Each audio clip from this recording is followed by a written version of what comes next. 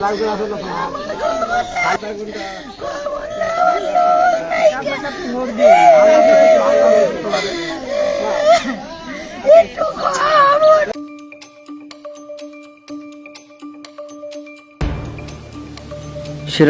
উল্লাপাড়ায় ঘুমন্ত অবস্থায় বৃদ্ধাকে কুপিয়ে হত্যা করেছে দুর্বৃত্তরা।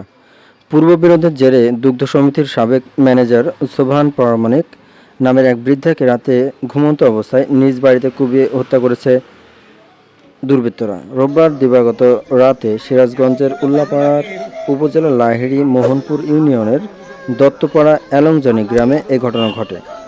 স্বজনরা জানান, রোববার সোবহান 20 লাখ টাকার একটি জমি বিক্রি করে হয়তো দুর্বৃত্তরা টাকা নিতেই তাকে হত্যা করেছে বলে ধারণা করছে স্থানীয় লোকজন।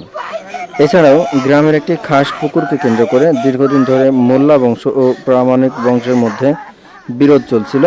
প্রায় 2 বছর আগে একই বিরোধকে কেন্দ্র করে ওই এলাকায় সংঘর্ষে পিতা পুত্র নিহত হওয়ার ঘটনা ঘটে। সেই ঘটনার জেরেই এই হত্যাকাণ্ড ঘটতে পারে বলে ধারণা করছে স্থানীয় কিছু লোকের উপরে কেস করে। সেই মামলায় এদের পক্ষে কোনো কিছুই প্রমাণ করতে পারে নাই। তারা আবার প্রভাবশালী, মানে ওই পক্ষ মূল তার ভাই আব্দুল মোতালেব শিষ্যের থাকে। জানতে পারলাম যে স্বামী স্ত্রী শুয়ে আছে।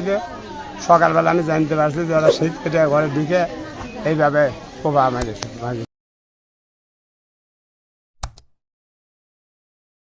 শোনার আরেকজন মেম্বার কি বলে? বিক্রি করছে 20 লাখ টাকা। টাকাটা নেওয়ার তাগিদে ডোয়া কাটিয়া ঘরে ঢুকে কোপা হত্যা করে টাকা পয়সা নিয়ে দিছে। জমি বেচছে 20 লাখ টাকা। প্রথম টাকার জন্য হত্যা করছে, ইতিপূর্বে এর আগেও বাধা ছিল। উল্লাপাড়া মডেল থানার ওসি মুখতারুজ্জামান বলেন, খবর পেয়ে পুলিশ ঘটনাস্থলে পৌঁছে মরদেহ উদ্ধার করে ময়নাতদন্তের জন্য সিরাজগঞ্জ মেডিকেল কলেজ হাসপাতাল মর্গে পাঠিয়েছে। এই ঘটনায় একজনকে আটক করেছে স্থানীয় এলাকাবাসী। তিনি জড়িত কি না যাচাই বাছাই করা হচ্ছে। হত্যার কারণ ও জড়িতদের শনাক্তে তদন্ত চলছে।